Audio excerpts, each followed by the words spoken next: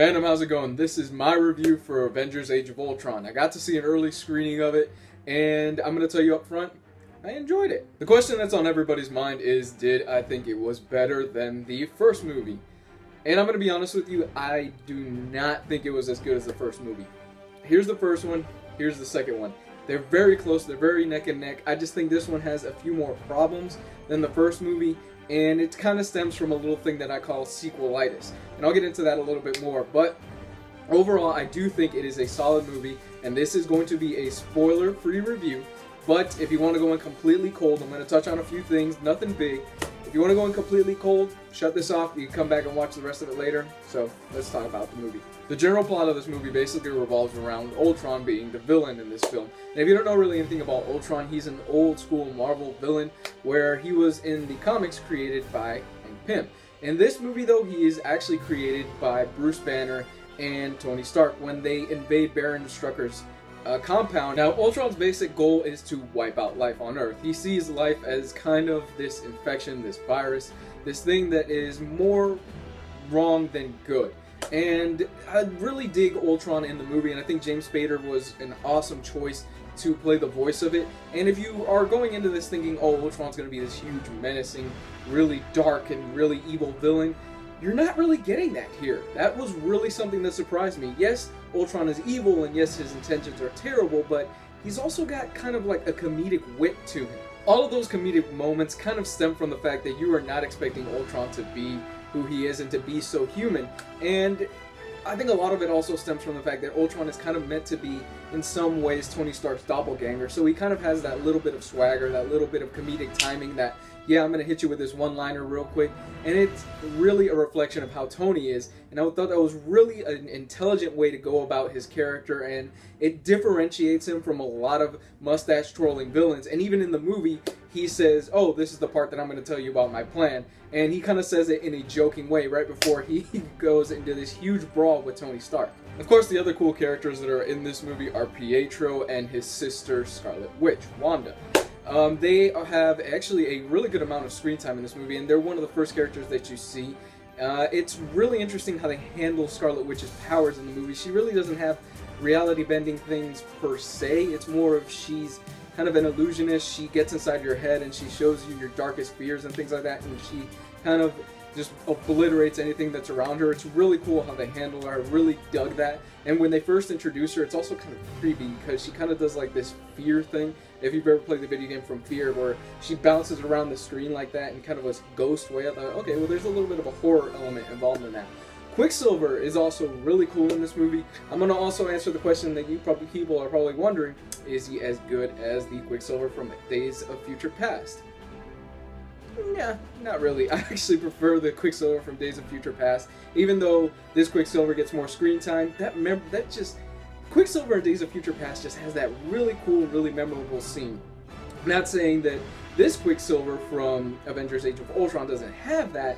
It's just he's got his heroic moments, but nothing really tops that awesome scene that you see in Days of Future Past. Speaking of the Maximoff twins, this kind of leads me into my first complaint of the movie. The Russian accents. It's pretty terrible. I did not enjoy the Russian accents. It's like Burshki, Burshki. It's really not that great of a Russian accent, and I really am surprised that they stuck with it throughout the film. Yes, it does kind of get better, and you do kind of get used to it throughout the film, but the first time you hear them talk, you're like, that's kind of rough. Vision. Vision kicks so much ass in this movie. Vision is such a cool character. He's really a great introduction into the Avengers universe. I really dug him a lot. You get to see where he's coming from. You understand him as a character. And the only downside that I really have about Vision is he only shows up in the last 30 minutes of the movie. And you're going, man, you really should have put him in earlier in this movie. He was so cool, but he really does have a significant part in the film, and how he ties into Ultron is really cool, and how he ties into the Infinity Gems is also really significant. I thought, wow, that was a really intelligent way of going about how you're going to create him and how he ties into the greater cinematic universe.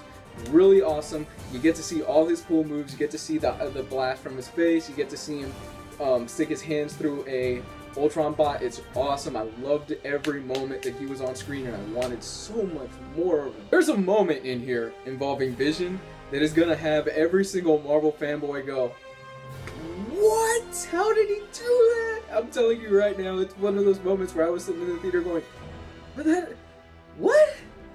And I'm sure there's going to be even the hardcore die-hard fans that are going to go, Vision can't do that. He can't, you know, if you've seen the film, I know some of my UK subscribers have seen it. You know the moment I'm talking about where it's just a quick moment and everybody in the theater went. The most shocking thing for me, to be honest, was the fact that Hawkeye got the most character development out of everybody in this movie. They flesh him out so much. You get to see more of his backstory and more of his life. And I thought, Hawkeye really got a stiff, raw deal in the first movie where he spent most of the time being mind-controlled. In this movie, it kind of feels like Joss Whedon was like, yeah, I know I kind of put him in the background in the last movie. Let's kind of put him to the forefront more. And we're introducing certain things and certain elements to his life and his personal life that you're going, that is really cool. And if they explore this later on, I'm going to really, really enjoy it. I really do think Hawkeye could stand alone, especially after this film, with a solo movie with a lot of the elements that they introduce here. So I'm going to talk about some of the bad things right now. The first thing that I thought really didn't work is that midway through the movie, or close to the ending of it, Thor kind of goes on this huge spiritual peyote trip.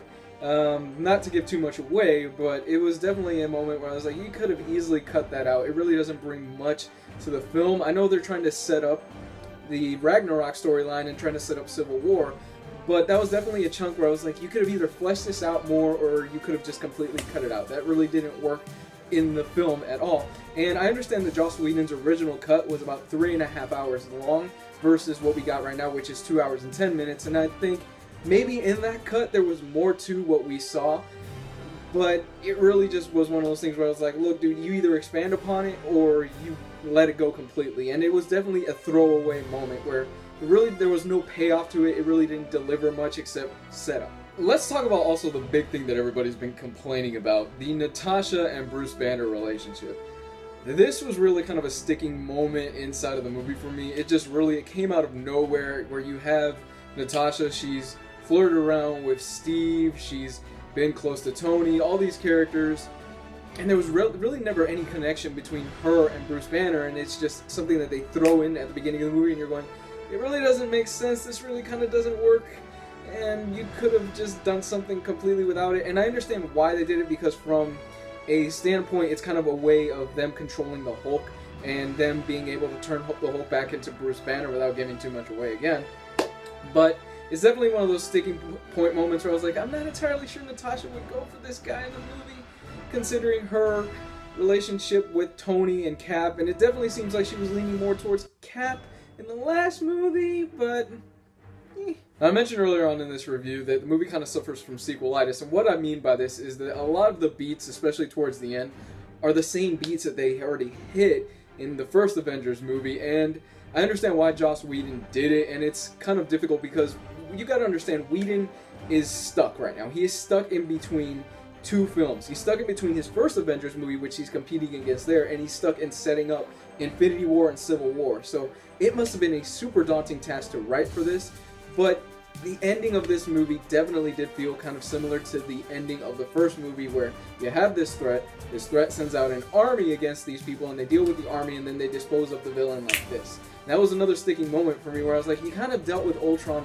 really fast. He really wasn't that huge of a villain once you introduced this other superpowered character into the film. For those of you that are expecting to have huge moments that will lead into Civil War, it's not really that many. You do get little beats here and there where you're going, okay, well, I can totally understand where Tony's on this side, Cap's on this side, and you can kind of see where it's going. But if you're expecting kind of that huge moment where you go, yeah, this is definitely what's going to set up Civil War, it's not in this movie. Despite some issues, I think Avengers Age of Ultron is going to definitely be the huge summer blockbuster hit for a lot of fans. I've seen a lot of fans online say they love the film, they think it's better than the first one. I personally don't think it's as good as the first one, but then again, it's kind of like trying to catch lightning in a bottle, and I think Joss Whedon does a damn good job in this film. It's got some problems, it's got some warts on it, but overall, I give this movie an 8 out of 10. I really dug this a lot, and I can't wait to go back to see it 2 or 3 times in the movie theater. Also, for those of you that are wondering, the Hulk versus Iron Man fight,